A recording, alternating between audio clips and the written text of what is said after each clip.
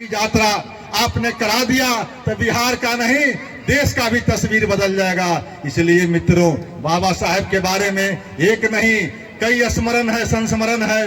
मैं अगर चाहूं तो घंटों भर नहीं बल्कि कई घंटा भी आपके बीच में बात रखूं तो उनकी बातें पूरी नहीं होगी।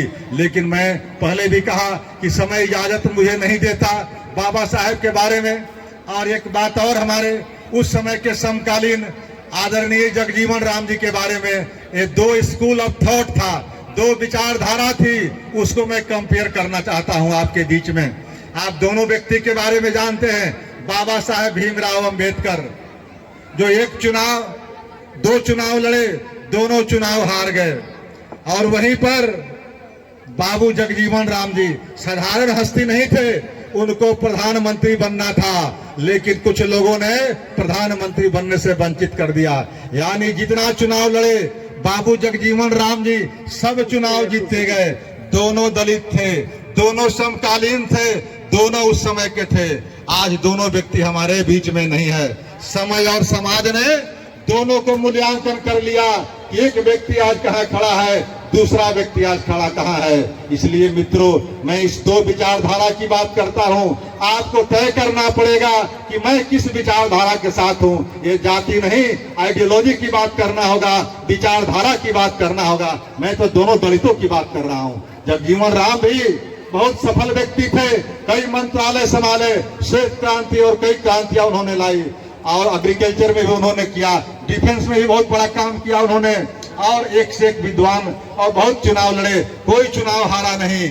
नेहरू के बड़ी करीबी थे और उन्हीं को आदर से चचा जी भी कहते थे, राजीव गांधी जी। इसलिए मित्रों, मैं कह रहा हूं कि जब जगजीवन राम जी का और अंबेडकर जी की तुलना हुई तो समय और समाज ने मूल्यांकन करके क्या किया कि आज जगजीवन राम जी का जहां जन्मभूमि है आरा का चंदवा, वहां अगर जगजीवन बाबू की अगर बेटी नहीं होती तो वहां पर फूल चढ़ाने वाले लोग नहीं मिलते। लेकिन वहीं पर बाबा भीमराव अंबेडकर की तस्वीरें, इस हिंदुस्तान की बात छोड़ दीजिए, कई देशों में लगभग 10-11 देशों में उनकी तस्वीर लगी हुई है, ईमेलों में उनकी तस्वीर लगी हुई है। उनके हजार और करोड़ बेटा नहीं थे, लेकिन उनकी जयंती आज करोड़ों जगह मनाई जा रही है। इसलिए मित्रों, आपको तय करना पड़ेगा कि जब विचारधारा की बात होगी तो हम अंबेडकर स्कूल ऑफ थॉट के विद्यार्थी बनना चाहेंगे। इसलिए कई बातें आपको कहने की जरूरत थी। आज शिक्षा की बात पर मैंने कहा कि शिक्षा की अधिकार आज मौलिक अधिकार हो गई। मैंने अभी सदन में इस बात को भी उठाया था, लेकिन पार्टी के द्वारा से मुझे कहा गया कि आप सदन में शिक्षा पर शिक्षा मंत्री को नंगा करते हैं। मैंने शिक्षा मंत्री से, मेरा सवाल नहीं था, सवाल था कि आज लाखों करोड़ों लोगों का जो वंचित है, जो गरीब है, उनके लिए कानून बनी हुई है। और मैंने तो कानून में सिर्फ इतना पूछा था कि आप बता दीजिए, जब शिक्षा की अधिकार है, 6 बरस से लेकर के 14 बरस के बच्चों को फ्री में पढ़ने का अधिकार है। आप प्रतिवर्ष, मेरे पास आंकड़ा था 2017 से 2022 तक का, मैंने आंकड़ा प्रस्तुत किया कि आप बताओ, ये नियम है, अधिनियम बन गई, कानून बन गई, यह कंकरेंट लिस्ट में आता है, शिक्षा समवर्ती सूची में आता है, बिहार भी और सेंटर भी। बिहार ने कानून बनाया शिक्षा के अधिकार के तहत। अब जितने भी प्राइवेट विद्यालय हैं, उन सारे विद्यालयों में 25% बच्चों को, वंचित बच्चों को, गरीब बच्चों को एडमिशन लेना है और बच्चों को पढ़ाना है। लेकिन कोई प्राइवेट विद्यालय ऐसा है क्या?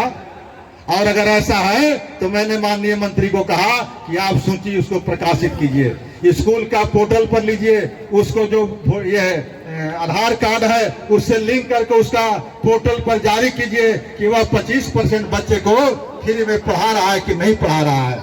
लेकिन प्रतिवर्ष उन 25% बच्चों के बदले सरकार जो है स्कूलों को पैसा दे रही है।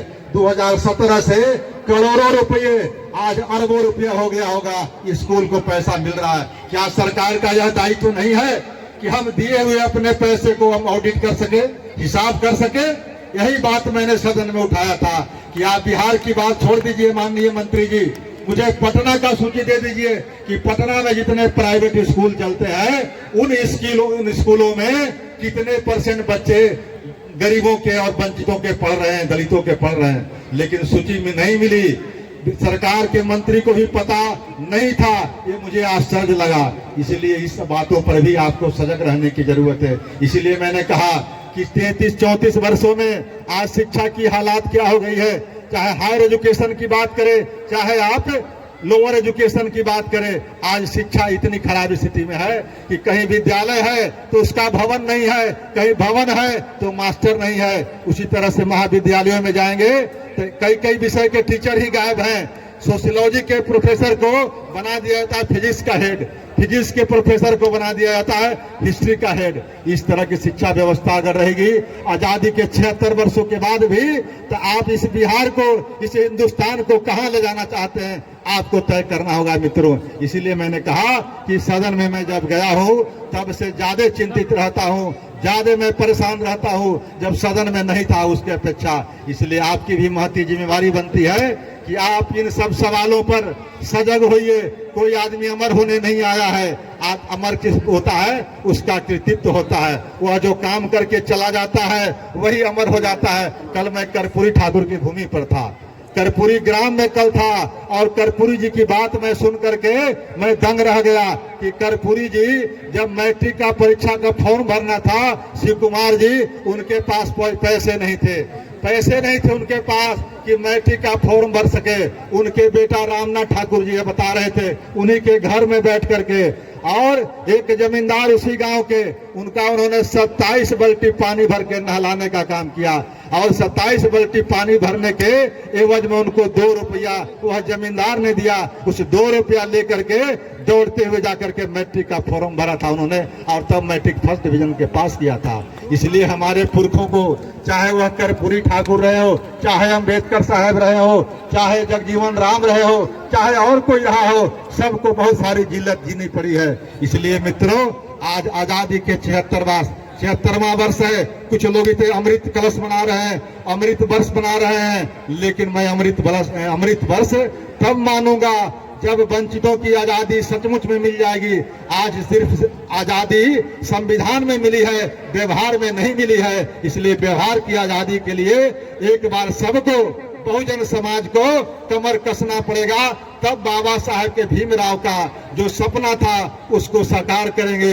इन्हीं चंद बातों के साथ और भी बातें कहना था, क्षमा करेंगे। फिर कभी हम लोग मिलेंगे तो जरूर इन बातों का आदान प्रदान करेंगे। आपका अभी 7 सूत्री मांग था। 7 सूत्री मांग का मतलब था कि इस पर घंटों प्रवचन चल सकता है, लेकिन मैंने उन बातों को छोड़ दिया, और जो गंभीर बातें थी, जो आज के माकूल परिस्थितियों में चर्चा करनी जरूरी थी, उसको मैंने उस हिसाब से चर्चा किया। और मुझे जो गलती हो गई होगी बातों को रखने में, या कहीं आपको ठेस पहुंची होगी, उसको आप क्षमा करेंगे। और वंचित समाज का जो बाबा साहब का सपना है उसको आप साकार करें। बाबा साहब को असुरमा थे, जिनके नाम से आज बड़े बड़े लोगों को बुखार लग जाता है। इसलिए बाबा साहब अमर रहे, बाबा साहब अमर रहे। और इन्हीं बात के साथ मैं अपनी बात समाप्त करता हूँ। जय भीम, जय भारत। धन्यवाद MLC साहब, आपने अपना कीमती वक्त दिया।